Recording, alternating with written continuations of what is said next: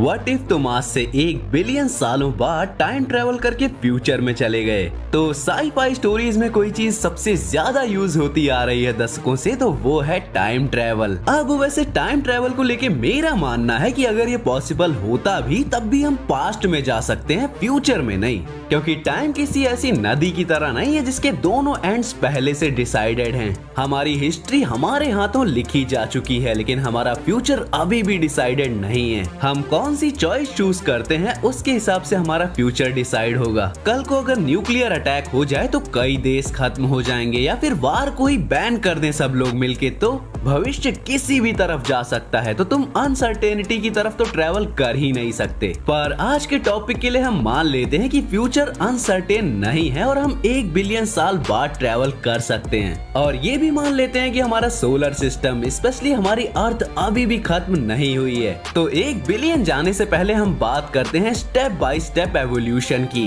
क्योंकि कई लोगों का पहला सवाल ही यही होगा कि ह्यूमन स्पेसीज इतने सालों तक जिंदा ही नहीं रहेगी, क्योंकि हम ससुरे तो कोविड-19 के टाइम में भी सरवाइव करने के लिए रो रहे थे। पर मैं अपने एलियंस वाले वीडियो में भी बता चुका हूँ कि ह्यूमन सर्वाइवर स्पेसीज हैं। हमने हमारे जीवन के स्टार्ट से स्लो ही सही, लेकिन कई ऐसे बदलावों को सरवाइव किया है जिसे सरवाइव करना नामुमकिन लगता है। हम हर बार अपने कई साथियों को खो देंगे, पर ह्यूमन स्पेसीज को एक साथ खत्म करने के लिए पूरे प्लेनेट को खत्म करना होगा। हम लास्ट 200 सालों में टेक्नोलॉजी को कहां से कहां ले आए हैं। पर हम बात कर रहे थे टाइम ट्रेवल की। तो फर्स्ट स्टेप जो बड़ा चेंज आएगा फ्यूचर से, जिसके लिए कोई भी टाइम ट्रेवलर तैयार नहीं होगा, वो है लैंग्वेज का।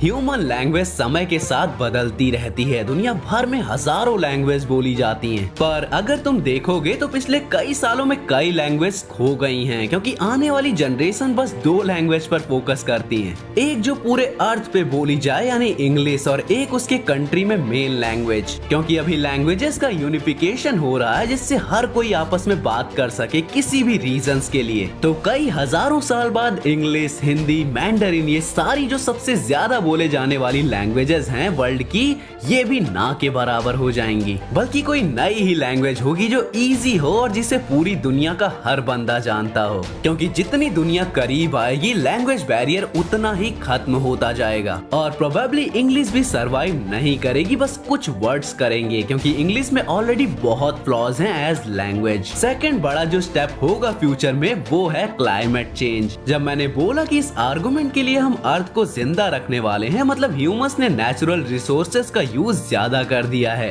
और ग्लोबल पॉल्यूशन कम हो गया है, जिससे क्लाइमेट हेल्दी है। पर हेल्दी क्लाइमेट तो केवमैन के टाइम भी था। स्टिल एक चीज जो अर्थ ने कई हजार सालों से नहीं सही है वो आएगी, यानी कि क्लाइमेट शिफ्ट। जब कुछ टाइम के लिए अर्थ इतनी हॉट हो जाएगी कि ह्यूमंस घर के बाहर नहीं निकल पाएंगे, और उसके बाद अचानक आने वाली आइस एज, इसका सबसे बड़ा इफेक्ट होगा ह्यूमन टेक्नोलॉजी पे और ह्यूमंस पे, क्योंकि इस पीरियड में जो भी न्यू जनरेशन पैदा होगी वो इस क्लाइमेट चेंज के अकॉर्डिंग इवॉल्व होगी, जैसे हर जीव होता है सर्वाइवल के लिए। और इसी टाइम में एक और चीज हो सकती है जो आज से 8 लाख साल पहले हुई थी, वो है अर्थ के मैग्नेटिक पोल शिफ्ट। पर ये इतना स्लो होता है कि किसी को उतना कुछ पता ही नहीं चलेगा। छोटे मोटे नेचुरल चेंजेस की तरफ, जैसे नॉर्थ पोल और साउथ पोल की जगह बदल जाना। पर अब तक ह्यूमन क्लाइमेट, अर्थक्वेक और भी जितने डिजास्टर हैं उनसे सरवाइव करना सीख चुके हैं। वर्ल्ड रेवोल्यूशन आ चुका है जिससे कंट्रीज अब कोई दुश्मनी के बीच नहीं जी रही हैं।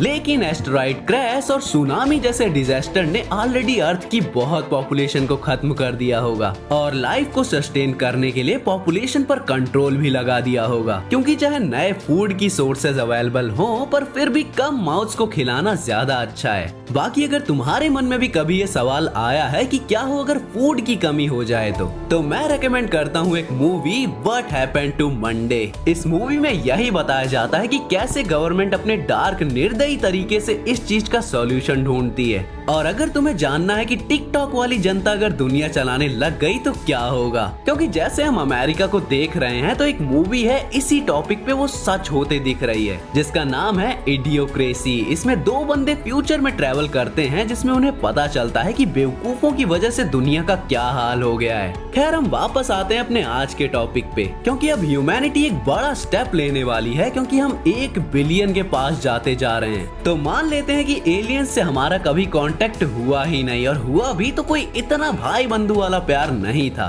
तो उनको फ्यूचर से ही हटा देते हैं। तो ह्यूमंस खुद, क्योंकि अर्थ अब उतनी परफेक्ट जगह नहीं है, वो स्पेस में अलग अलग प्लैनेट्स ढूंढ के उन पे रहने लग गया है। अर्थ अब उन ह्यूमंस के लिए है जो मार्स पर बंगला नहीं अफोर्ड कर सकते। लेकिन सोलर सिस्टम और रहने के एनवायरनमेंट में इतने चेंज के चलते अब ह्यूमंस इवॉल्व कर चुके होंगे, उतने ज्यादा भी नहीं, लेकिन जैसे हमारी स्किन का चेंज हो जाना, हमारे जेनेटिक्स बदल जाना और हमारे बेसिक जो बॉडी पार्ट्स होते हैं वो अपने एनवायरनमेंट के हिसाब से डिफरेंटली अडॉप्ट हो गए हों। तो अब ह्यूमंस आपस में स्किन कलर से नहीं, पर वो किस प्लैनेट के किस एनवायरनमेंट में इवॉल्व हुए हैं उससे डिफरेंट होंगे। और कई स्पेस कोलाइजन के चलते जैसे अर्थ की प्लेट शिफ्ट हो चुकी होंगी, वैसे ही सोलर सिस्टम भी बहुत डिफरेंट हो चुका होगा। तो जब तुम अपने 1 बिलियन ईयर बाद अराइव करोगे तो अर्थ पे बड़ी बिल्डिंग्स और नॉर्मल सिविलाइजेशन नहीं मिलेंगी। सूरज की लगातार बढ़ती गर्मी की वजह से अर्थ पर एक नया सिस्टम बन चुका है, जहां ह्यूमन सिटीज ग्लास बॉल के अंदर रहती हैं। नेचुरल फूड अब ना के बराबर है।